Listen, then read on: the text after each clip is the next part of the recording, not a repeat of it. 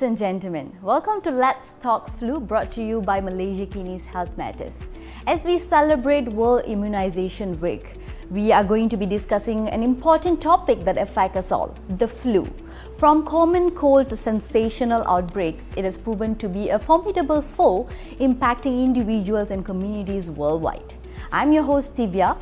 Joining us tonight is an esteemed expert in the field of immunization and public health, Professor Datuk Dr. Zulkifli Ismail.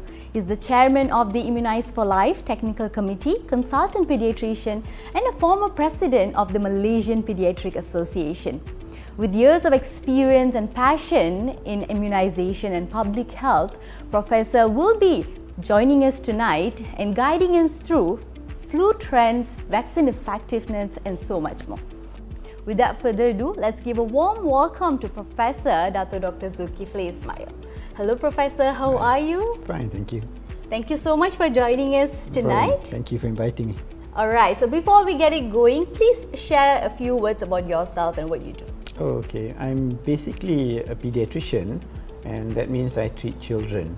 I also run a program called Immunize for Life, which is actually promotion of immunization from birth or from before birth right up till the end of life. And there are other programs that I run as well as a pediatrician on the side, which includes positive parenting and positive teens. But just for your information, Immunize for Life has been in existence for the last 11 years, since 2013. All right, that's nice. This is a very quick intro about Professor. But moving on to our very first segment for tonight, our Q&A segment, we will be looking into some pressing questions on flu trends and vaccine effectiveness. So our first question for Professor is that, how has the trend in flu cases shifted recently, and why should we be concerned? Well, it's interesting. When during the pandemic, we actually had very few cases of influenza, and if we had also, it was very mild. And I think it was because people were wearing masks, they were staying at home, so there was no chance for the virus to actually spread from one person to another. But after when we look at the data from 2022, there was a slight upsurge in the cases when people started to get out of the house and all that. In 2023, it came up with a vengeance. Right. So it's now back to the same number as before the pandemic. Right. So and in Malaysia, it's not like in the West where the flu influenza occurs only during the winter months. So in the north, it's in the winter, in the end of the year. In the south, it's winter in June and July. But here we get it throughout the year. Correct. So there's no prediction. Geographically, you cannot predict, geographically we are there. Yeah. All right. Thank you for that. Right. Since flu vaccines are not fully subsidized by the government, is it worthwhile to be vaccinated and pay the cost on our own? What do you think? Okay. If I tell you the numbers, then maybe you will consider it, because influenza increases your risk of pneumonia. That's number one. Number two, if you get influenza, there's an increased risk by about 2 to 3 times of you getting a stroke. And there's also an increased risk of heart attack by more than 10 times. And you have multi-organ failures as well as a result. And if you look at the flu vaccine or the influenza vaccine, actually reduces the flu-related hospitalization by 45%. And reduces the flu-related deaths by 42%. So if you look at these numbers, I think you would maybe want to consider the vaccine. For your own, right? Yes, to protect yourself. Right, to protect yourself. Right, so that moving on to our third question, right? What are the government's current initiatives and policies aimed at promoting immunization and public health generally? Well, generally the government through Ministry of Health actually promotes vaccination, and they give vaccination to all children in the National Immunization Program. And you know that the vaccines are given every month in the beginning. And recently in 2020, the government has introduced the pneumococcal conjugate vaccine, which is a very expensive vaccine, which we took, I think, more than 7 years, almost 10 years or 12 years to get it into the national program. And the government is committed to doing that. is what is limiting it is the money that's available. So they want to introduce influenza vaccine, but as you know, influenza vaccine is a yearly vaccine. So an individual needs to have it every year, and the number will be increasing. So that's an issue. Having said that, the ministry is actually looking at giving the vaccine to those above 60 years old with comorbidities, which means that if you're 60 years old and you have diabetes, or you have heart disease, or you have hypertension, and you can prove that, then you are eligible to get it for free. So hopefully this will be introduced sometime by the end of this year, or the beginning of next year at the latest. Right? The discussions are already in place. Yeah, but I guess that's a great initiative, I would say. Yes, I think it will help a lot in terms of getting helping the older generation, which incidentally I'm in that generation, to actually lead a more healthy life. Yep, I agree with that. But in terms of public, right, like myself, I'm also, to be honest, hesitant to take vaccine myself. So why do you think the public is hesitant to take the vaccine, and what are some of the steps government can be taking to combat vaccine misinformation and build public trust in vaccination, like for myself? Yeah, well, vaccine, this is the thing, vaccine misinformation and disinformation is coming out at a much faster pace and rate and a much higher volume than vaccine promotion. So while we try and promote vaccine and say that it is safe, which is safe, but there are people who are non-medical who who have been influenced by the anti-vaccine groups, and they will be putting in social media. So that's an issue that we have to take care of. That affects the public trust. That affects the trust in vaccination. When you look at like I mentioned just now, the numbers of cases and all that, and the number of severity of the disease, that should make you think a bit, because maybe you probably will need that, right? Because I have been getting influenza vaccine every year from the time I graduated, except for maybe 1 or 2 years when I forget. But I've been okay, so there's no problem with the influenza vaccine. Right. I think Professor is a proof that vaccine is okay to be taken. All right.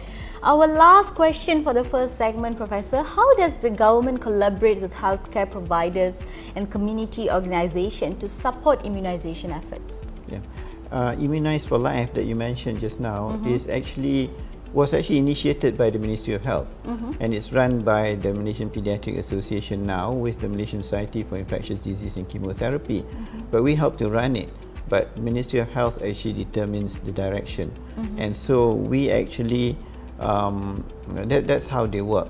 Not directly telling people that they should be vaccinated, but working with NGOs, working with the influenza working group, working with Immunize for Life, so that the message gets to everybody on the ground, like this program. Yes, definitely. All right, thank you so much, Professor, for answering all the pressing questions on flu cases and vaccine effectiveness. We have come to the end of our first segment, our Q&A segment. And without further ado, we'll see you guys in our second segment, where we'll tackle more questions in a rapid fire round. Stay tuned.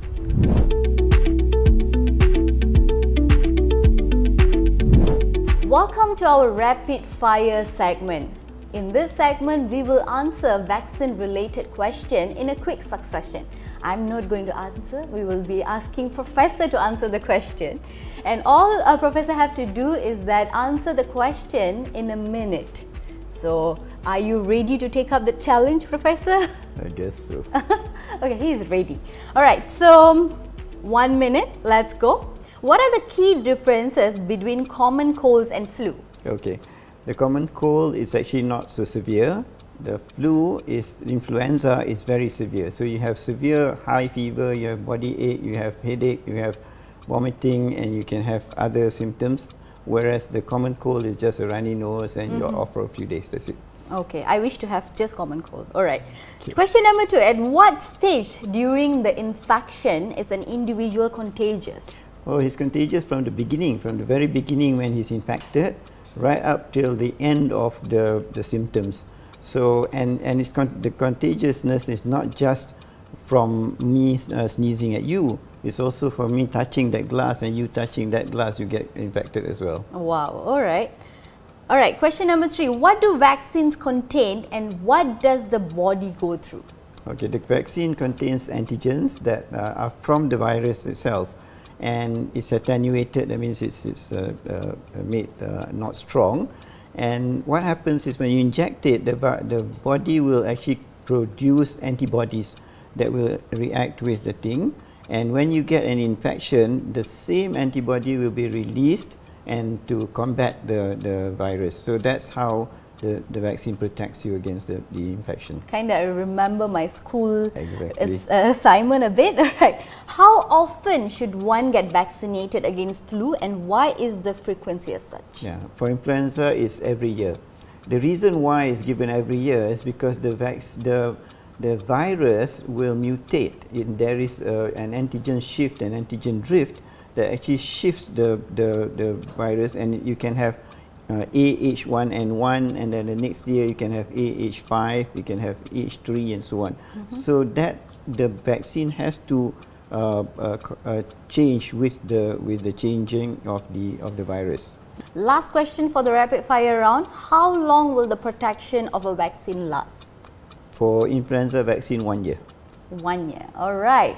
So with that, ladies and gentlemen, we have kind of wrapped our rapid fire round. Thank you so much, Professor, for answering in a very quick succession as well. And next up, we have our third segment speaking about debunking common myths surrounding vaccines. Let's go, stay tuned.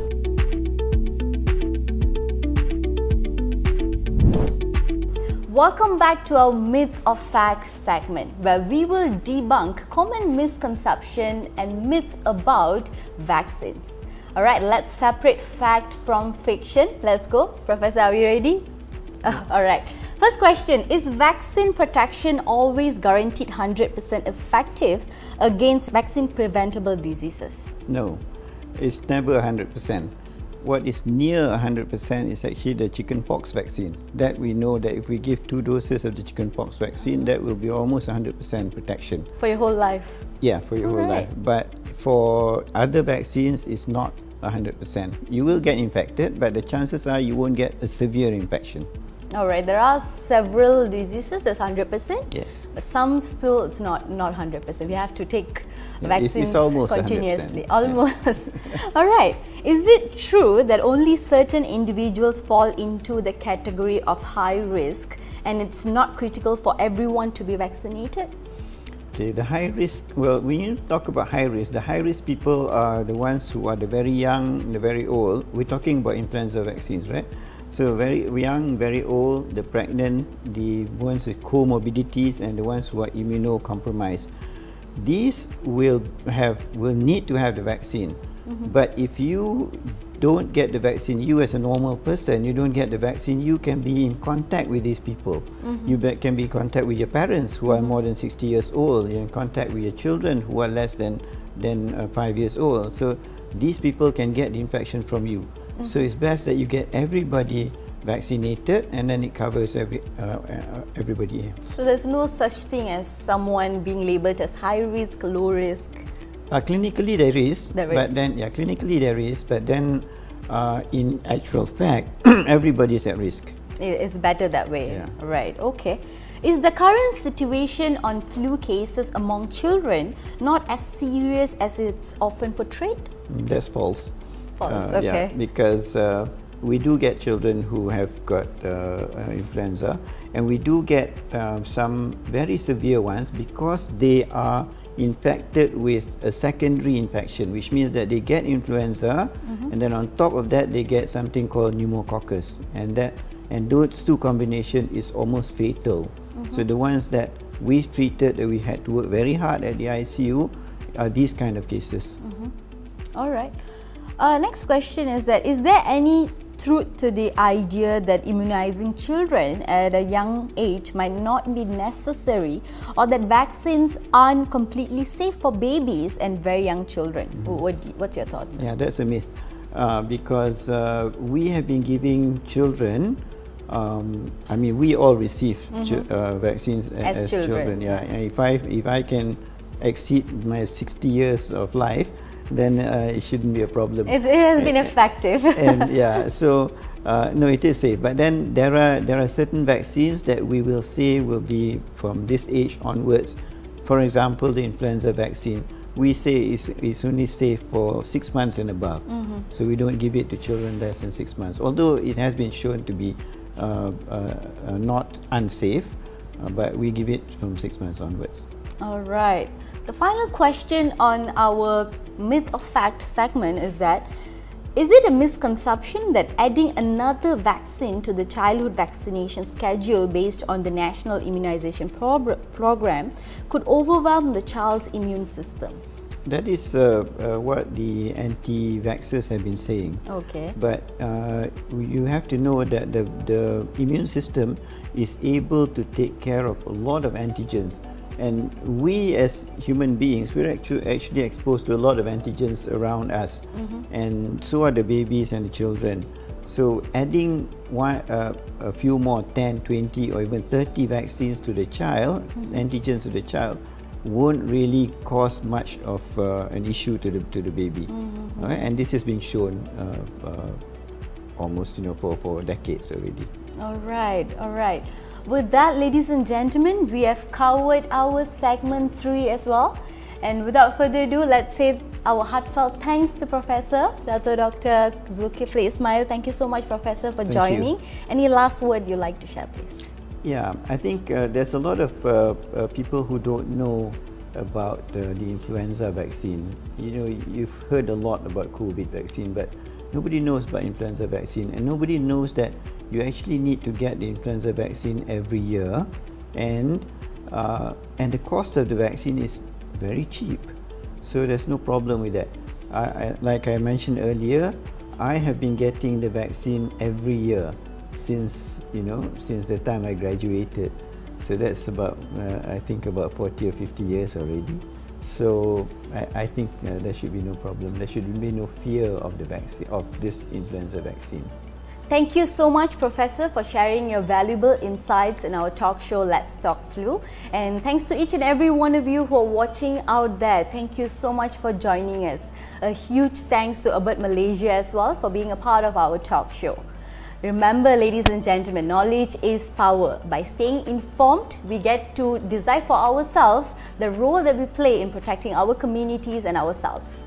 Till then, stay informed, stay safe, and stay vaccinated, everybody. Goodbye.